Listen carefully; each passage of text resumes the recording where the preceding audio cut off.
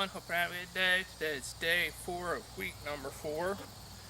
We're on the verge of finishing up the month of September. We're continuing on in Matthew chapter 4, as you know.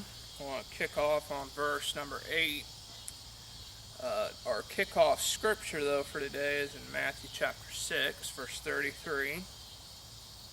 I did a whole series based around this scripture, which says, "Seek first his kingdom and his righteousness, and all these things shall be added to you."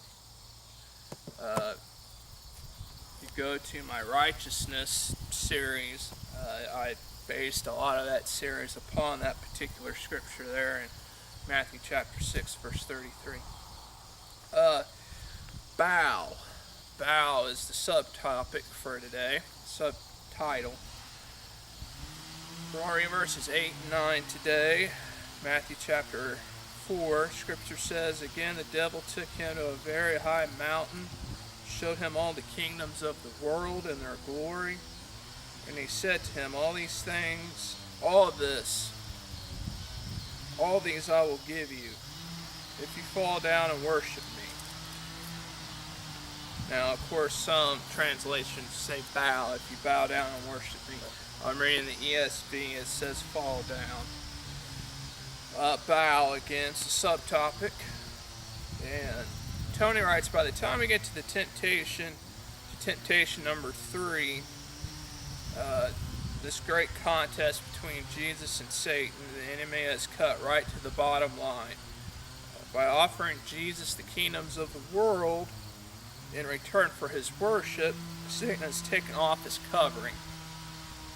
He's now standing there with his 2 horns and a pitchfork and a red jumpsuit saying, "Jesus, let me tell you what I'm getting at. Bow before me." It's all metaphorically speaking, of course.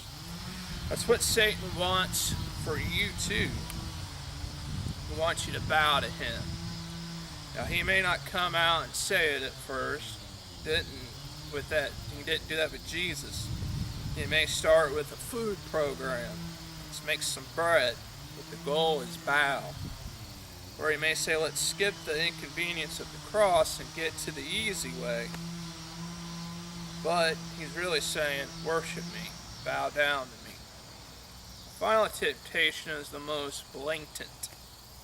No appeals to a real physical need, no quoting of scripture, just a straight up offer of power and wealth beyond anyone's wildest dream and measure, all available if Jesus would acknowledge Satan as his master.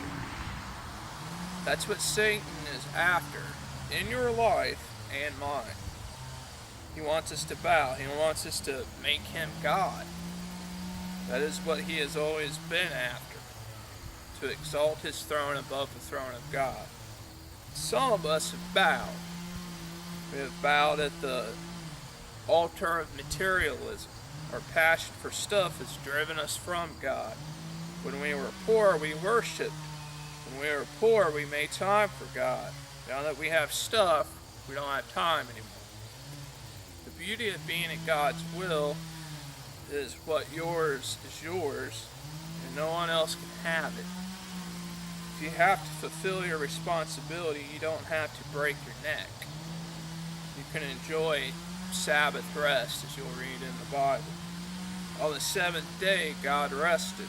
When you worship God, you can come to a day every week when you say, finished.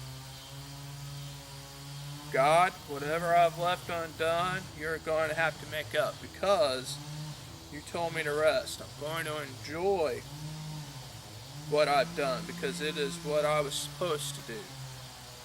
If it wasn't enough, you can pick up the slack. And to think about the section, Tony writes, there's nothing like seeing God pick up the slack when you choose to worship him instead of chasing stuff. Very good points made in that.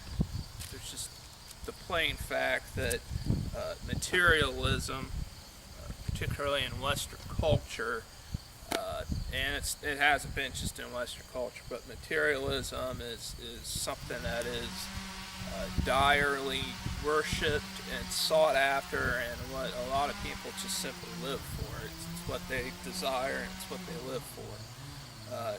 We talk so much about addictions such as alcohol and drug abuse and sexual abuse of some sort, whether it's pornographic or just promiscuity, homosexuality, but really idolatry in the sense of just constant pursuit of accumulating material wealth is probably all in all Western society, America's biggest sin or idolatry worship. Finish up the month. Tomorrow, you'll have a good day. God bless you.